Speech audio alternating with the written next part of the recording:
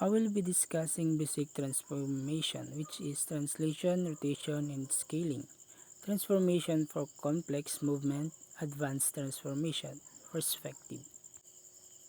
Basic transformation.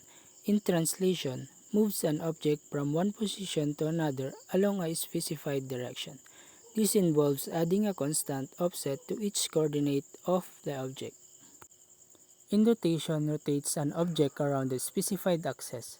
Rotation can be performed around the x, y, or z axis, or any arbitrary axis defined by a vector. This is typically done using rotation matrices or quaternion representation.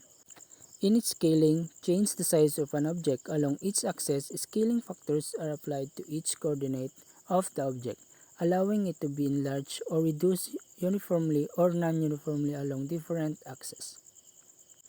Transformation for complex movement. Composite transformation combining multiple basic transformations to create more complex movements. For example, you can rotate an object and then translate it, or scale it and then rotate it. Hierarchical transformation. Objects can be organized into hierarchical structures where transformations are applied relative to parent objects. This allows for more complex movements such as animating the limbs of a character while maintaining the overall pose. Advanced transformation. Perspective transformation involves projecting 3D objects into a 2D viewing plane while simulating perspective effects. Objects further away appear smaller and converge towards a vanishing point.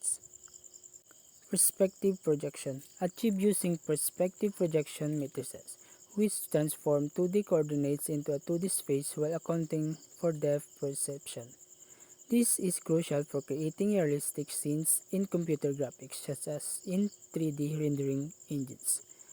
Homogeneous coordinates. Perspective transformation are often represented using homogeneous coordinates, which simplify the mathematics involved in perspective projection and allow it to be expressed as matrix multiplication.